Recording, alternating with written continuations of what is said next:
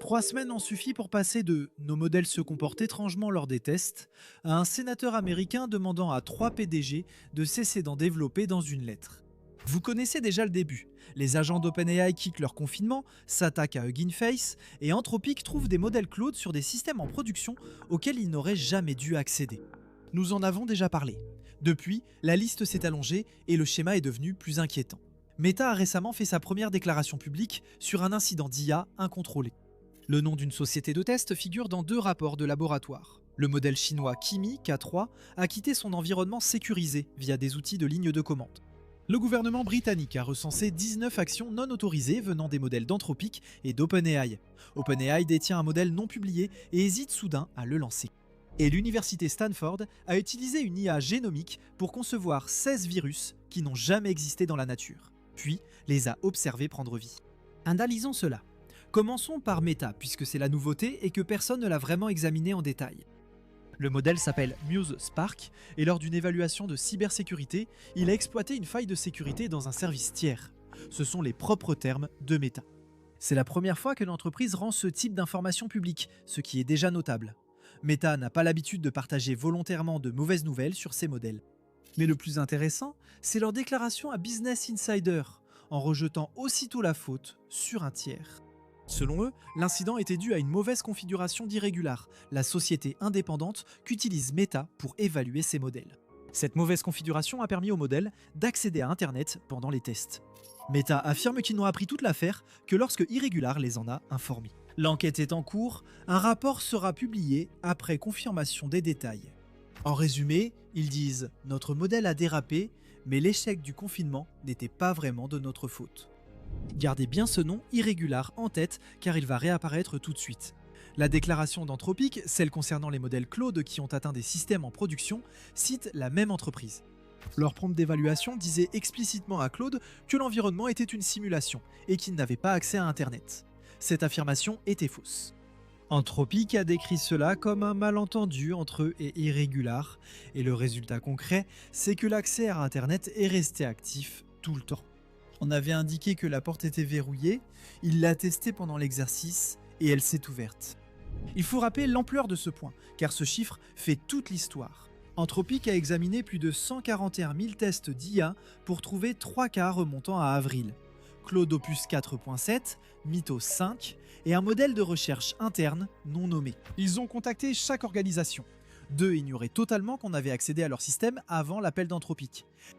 Anthropic évoque à présent un audit externe des incidents, ce qui est ironique puisque c'est déjà un tiers qui les a amenés ici. La réponse d'Irregular mérite d'être prise au sérieux plutôt que d'être tournée en dérision, car il ne cherche pas à esquiver la question.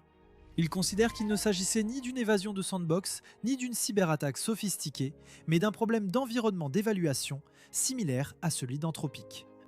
Ils assurent qu'il n'y a pas de problème non résolu et préparent un livre blanc sur les bonnes pratiques de confinement et d'évaluation sécurisée.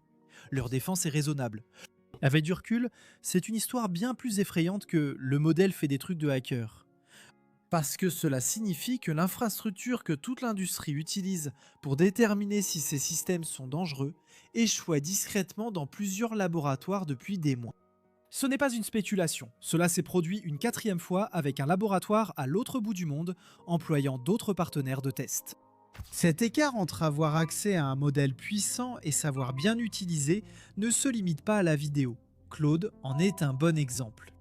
Il y a quelques semaines, Anthropic a temporairement mis Claude Fable 5 hors ligne dans le monde entier, puis l'a remis en ligne environ 2 semaines et demie plus tard avec des capacités renforcées.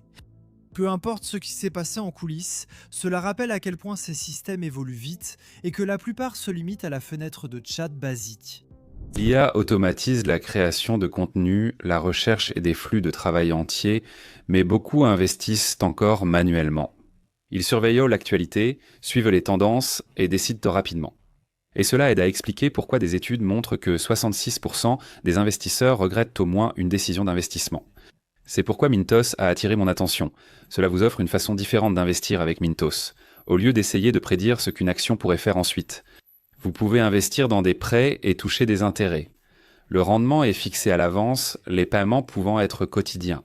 En tant que revenu passif, vous pouvez filtrer par rendement, risque, horizon temporel, pays et devise. Pour une configuration plus automatisée, Mintos propose aussi des portefeuilles automatisés.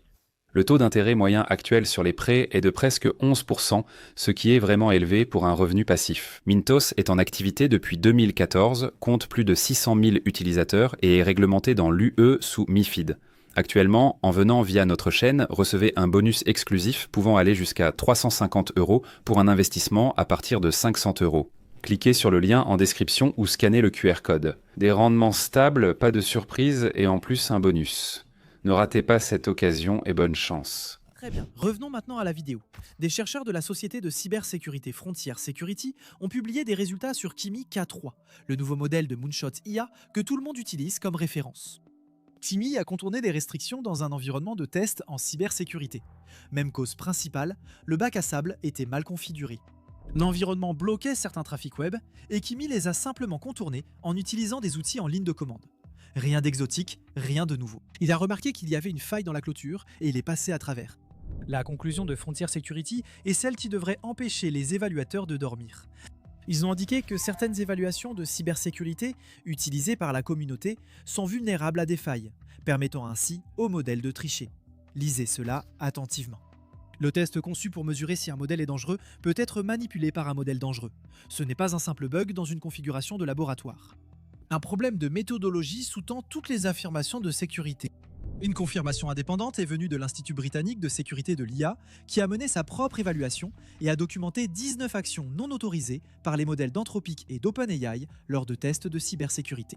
Pas des impressions, pas des anecdotes, 19 cas enregistrés par un organisme gouvernemental. Cela incluait des tentatives de création de fausses identités en ligne et d'insertion de code malveillant dans un projet open source. La plupart de ces activités remontaient à Mythos 5 d'Anthropic, avec 2 des 19 cas impliquant GPT 5,6 Soul d'OpenAI. Par ailleurs, des chercheurs en sécurité de Google ont découvert au moins un véritable exploit zero day développé par l'IA, ce qui explique enfin pourquoi OpenAI a freiné. Ce qui a changé depuis la dernière fois que nous en avons parlé, c'est Astra, le modèle inédit d'OpenAI. Vendredi, la société a déclaré que ses dernières évaluations internes, menées au cours des derniers jours, montraient des avancées significatives en codage agentique et en cybersécurité. Assez importantes pour qu'ils ne puissent plus exclure de lui attribuer leur niveau maximal de risque cybernétique. Ils ont donc suspendu tout travail interne sur Astra qui ne répond pas à un ensemble de critères renforcés. Exécution en environnement isolé, accès réseau restreint et protection accrue autour des poids du modèle eux-mêmes. Ils font également appel à des agences gouvernementales et à des groupes de sécurité en intelligence artificielle pour des tests supplémentaires.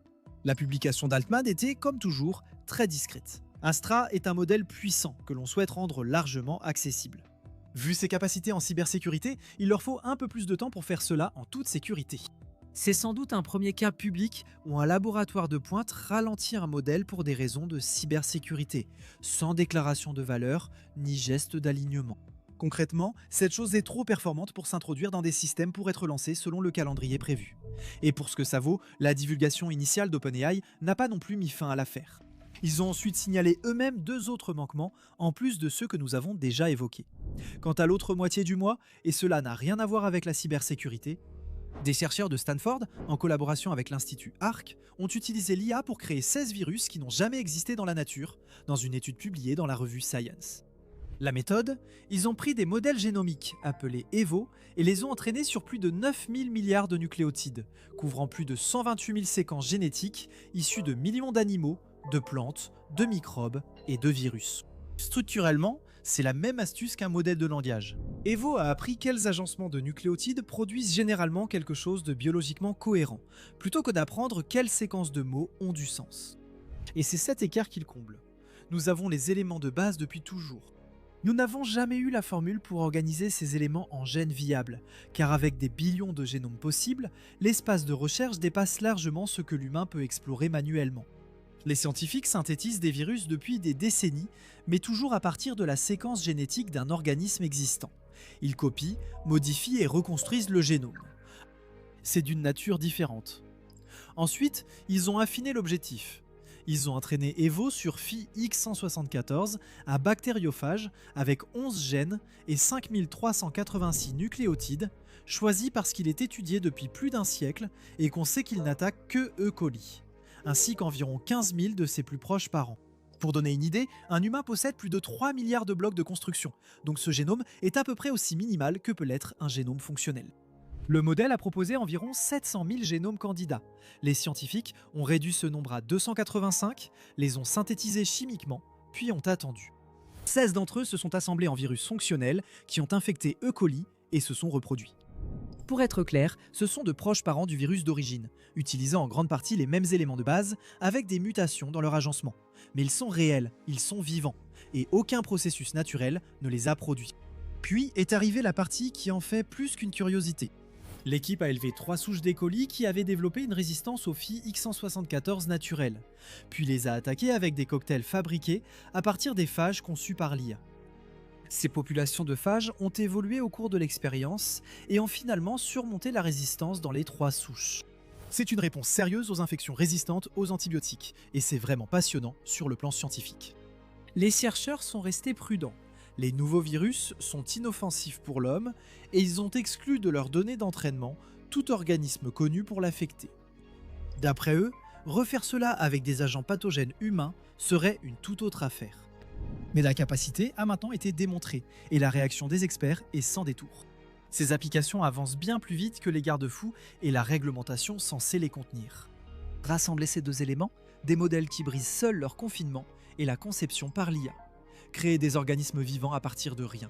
Voilà la lettre.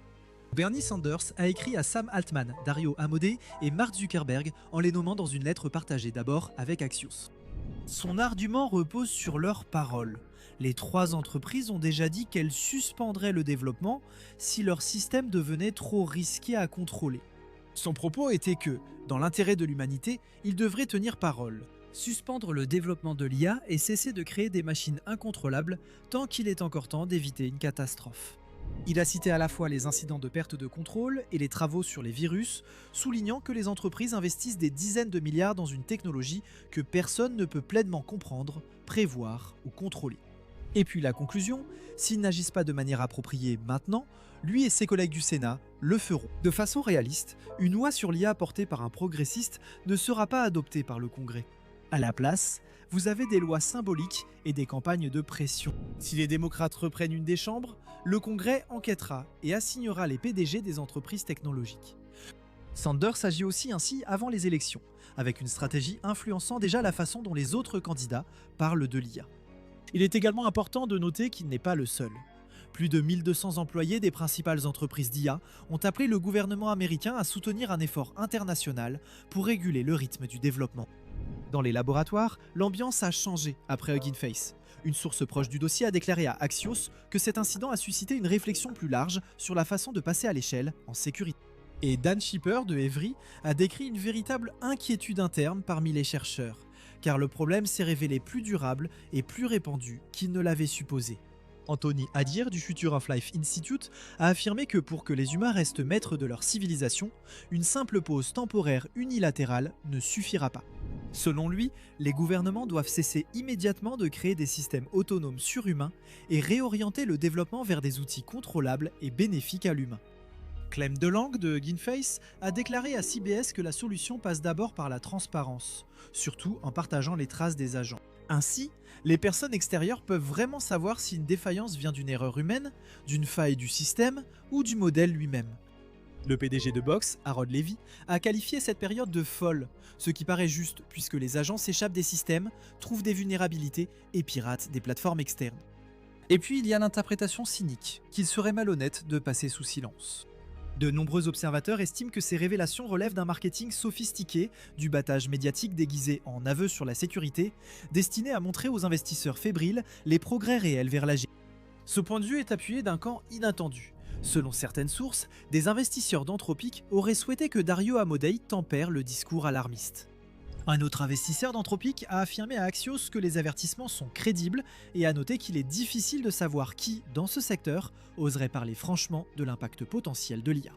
Anthropic avait également accepté auparavant de suspendre le développement en cas de découverte sur les capacités, puis a discrètement atténué ce langage en février. Ils sont maintenant en train de créer de nouveaux tests de référence pour prendre en compte précisément les capacités cybernétiques qui ont provoqué tout cela. La question qui reste ouverte est simplement de savoir si l'un de ces laboratoires choisira réellement de ralentir ou si les ambitions financières l'emporteront. Voilà où en sont les choses. Dites-moi ce que vous en pensez dans les commentaires. Merci d'avoir regardé et on se retrouve dans la prochaine vidéo.